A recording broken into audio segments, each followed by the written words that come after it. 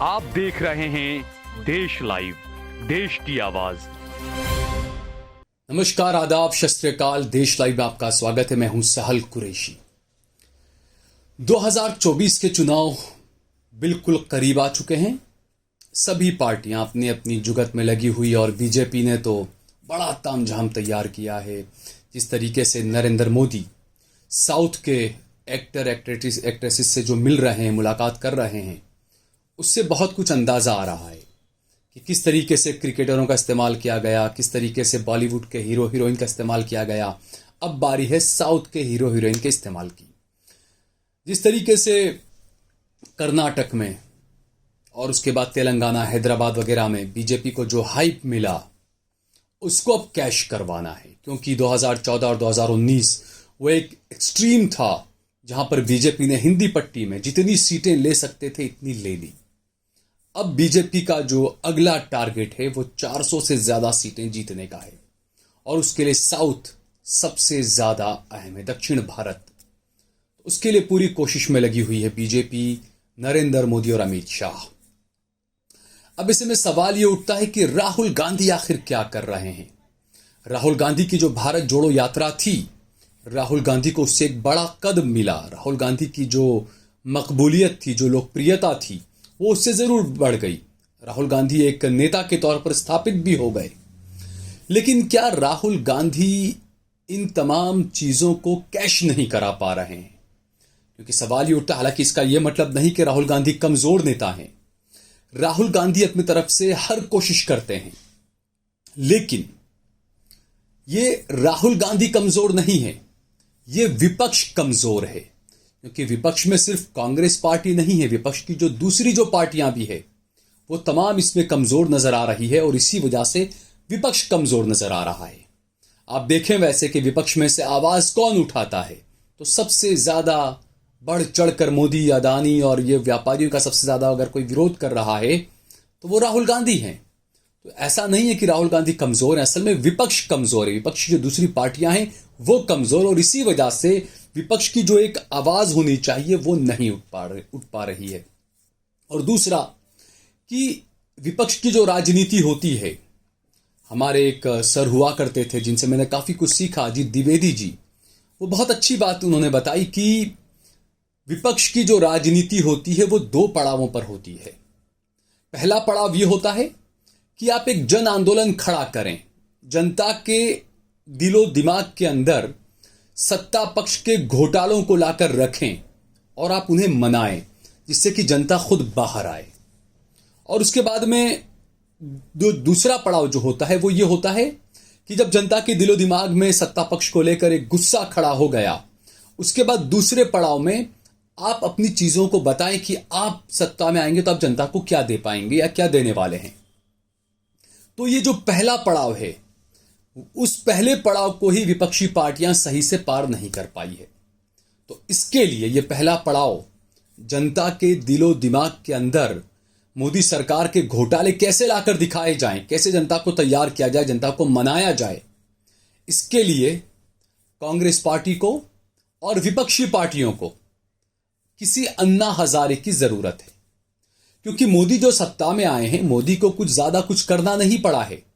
2012-13 से अन्ना आंदोलन ने और इंडिया अगेंस्ट करप्शन और जो लोग थे, उन्होंने पूरा वो माहौल खड़ा कर दिया था कि भाई कांग्रेस पार्टी या यूपीए सरकार जो है वो भ्रष्ट है, और वो माहौल तैयार था। तो उस पिच पे जो तैयार पिच थी बनी हुई, बस नरेंद्र मोदी ने आकर उस पर बैटिंग की, चौके छक्के लगा दिए। उसमें बड़े बड़े वादे किए, बड़े बड़े दावे किए। जिस गुजरात मॉडल को जनता जानती नहीं थी कि वो झूठा मॉडल कैसा है, जनता ने उनके वादों पर यकीन भी कर लिया। लेकिन उसके बाद में क्या हुआ, ये हम सब ने देखा। तो वो जो पहला पड़ाव है वो ही विपक्षी पार्टियां सही से पार नहीं कर पा रही है। कि पहले पड़ाव में जो एक अन्ना आंदोलन की, एक अन्ना हजारे जैसे किसी व्यक्ति की जो विपक्षी पार्टियों को जरूरत है, जो जनता के दिलो दिमाग के अंदर जो घोटाले हैं मोदी सरकार के, बीजेपी की सरकारों के, बीजेपी के नेताओं के, उन घोटालों को लाकर बताए, जनता के दिमाग में वो चीज उतारें। वरना इससे पहले हमने देखा था कि पहला पड़ाव तो पार करा नहीं था, लेकिन न्याय योजना, हालांकि अच्छी योजना थी न्याय योजना, जिसमें यह कहा था कांग्रेस पार्टी ने कि हर गरीब के अकाउंट में 6,000 रुपए हर साल हर महीने डाले जाएंगे। और ये कहा गया कि 72,000 रुपया हर साल हर गरीब को दिया जाएगा। ये बहुत अच्छी स्कीम थी।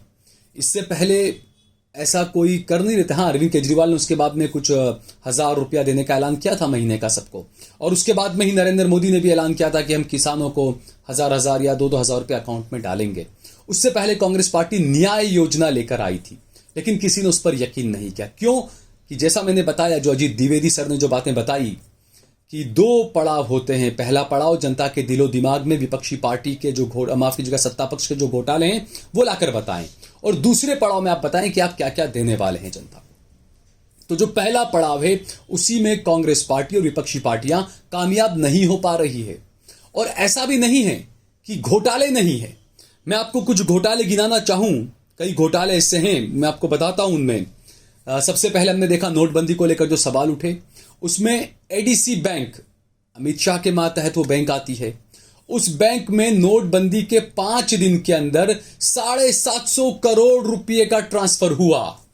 ये एक बड़ा घोटाला बताया गया, लेकिन इसको लेकर कोई कार्रवाई नहीं हुई, कोई आवाज नहीं उठा। इसी तरीके से अदानी को 14,000 एकड़ जमीन औने पौने दामों में दे दी गई। कोई जांच नहीं, कोई सवाल उठाने वाला नहीं। जनता के दिल में यह सवाल, दिमाग में कोई बैठा भी नहीं पाया। यह भी एक बड़ी नाकामी। उसके अलावा, नोटबंदी घोटाले के अलावा, जमीन घोटाले के अलावा, एक क्रिप्टो करेंसी का घोटाला आया था, बिटकॉइन घोटाला, जिसके अंदर बीजेपी के खुद के एक नेता नलिन कोटड़िया आरोपी बनाए गए थे, और बताया जाता है कि यह 88,000 करोड़ रुपए का घोटाला था। लेकिन जनता के दिलो दिमाग में यह बात नहीं बैठाई गई। यह भी एक नाकामी। उसके बाद 2001 में जब भूकंप आया था गुजरात में, उसके बाद एक एमएलए हुआ करते थे शंकर चौधरी, जो बीजेपी के एमएलए हुआ करते थे। उन्होंने 2001 में प्रधानमंत्री फंड से तकरीबन 20-21 लाख रुपया लिया, और यह बताया कि मेरी स्कूल जो है वो नुकसान हुआ स्कूल को, इस वजह से उसकी मरम्मत के लिए पैसा चाहिए। तकरीबन 21 लाख रुपया उन्होंने लिया प्रधानमंत्री फंड से।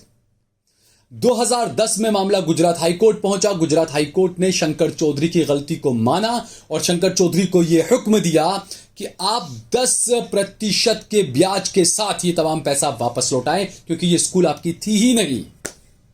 जो स्कूल थी ही नहीं बीजेपी के एमएलए की, उसके लिए बीजेपी के एमएलए ने 21 लाख रुपया ले लिया था, 21 लाख रुपया।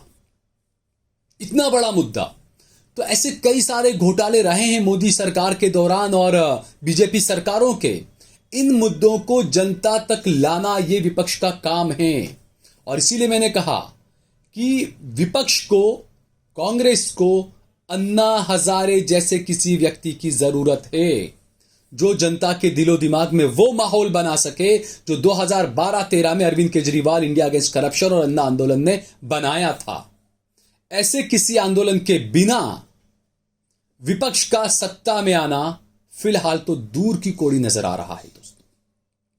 कुछ और घोटाले भी हैं, कुछ और बातें भी हैं, क्योंकि इसमें हमने देखा कि 2012-13 का जो वक्त था, जब सीएजी ने अपनी रिपोर्ट्स दी, अलग अलग रिपोर्ट्स हैं, कई एससीआई कोयला घोटाला, टेलीकॉम घोटाला, ये तमाम चीजों को लेकर, कॉमनवेल्थ घोटाला, और उसमें कांग्रेस पार्टी ने खुद अपने नेताओं के खिलाफ कार्रवाई की थी, और कांग्रेस पार्टी ने खुद ये मोहर लगा दी कि हां घोटाला हुआ है, और यही कांग्रेस पार्टी को भारी पड़ा।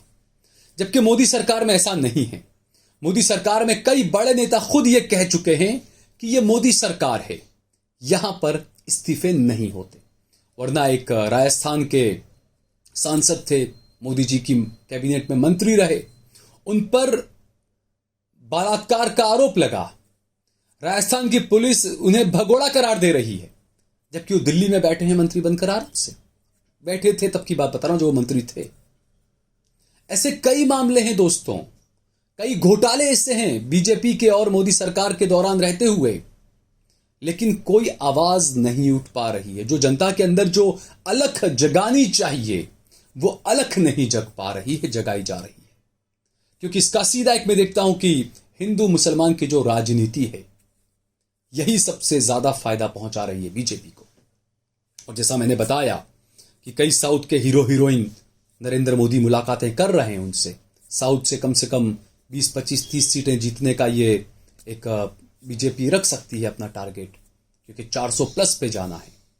और दूसरा, हिंदू वोट तो खुद ब खुद आंदोलित हो ही जाएगा, क्योंकि 6 दिसंबर 2023 को शौर्य दिवस मनाया जाएगा बाबरी मस्जिद को शहीद करने का।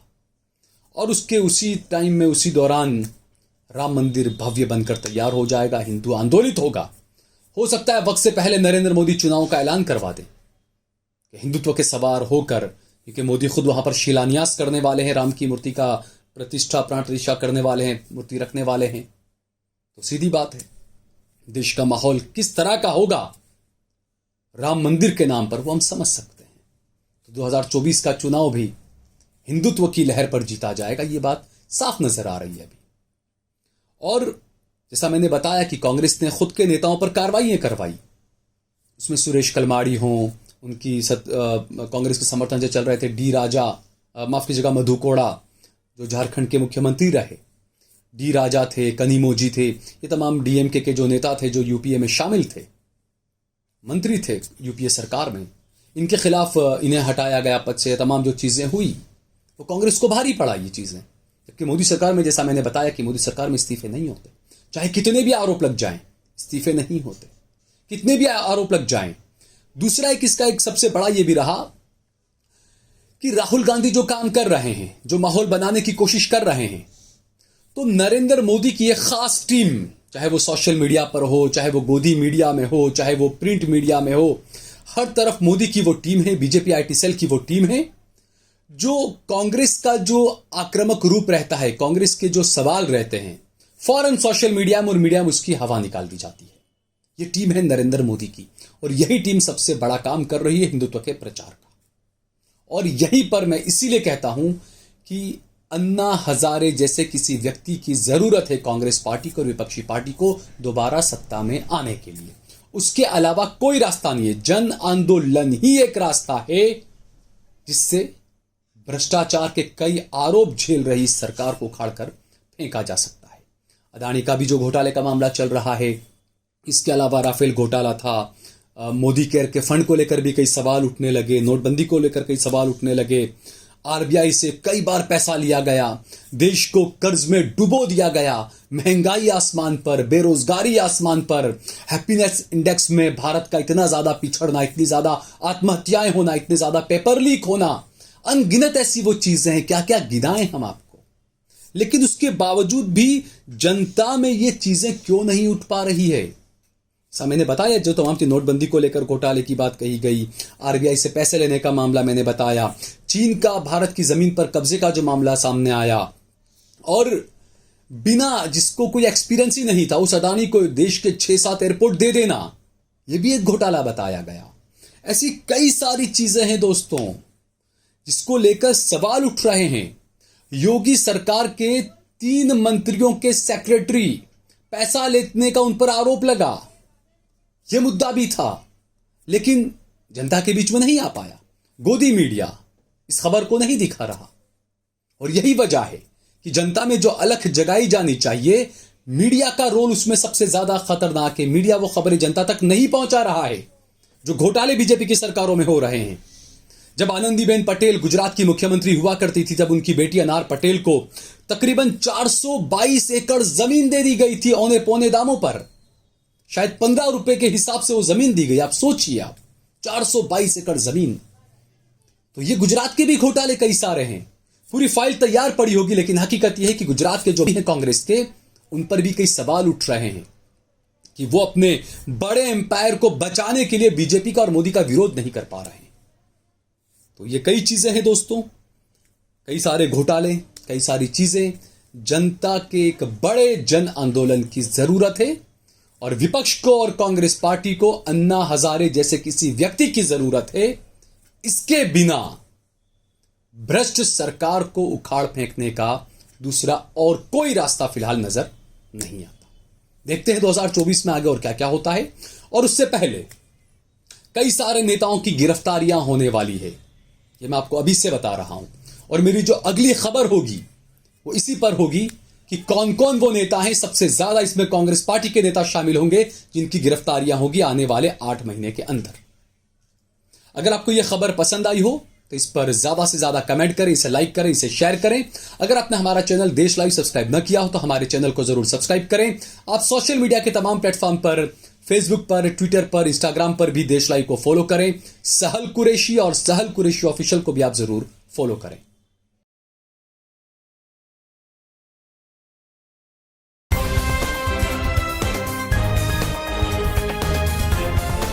देश और दुनिया की तमाम छोटी और बड़ी खबरों के लिए हमारे चैनल को सब्सक्राइब करना न भूलें और बेल का बटन जरूर दबाएं।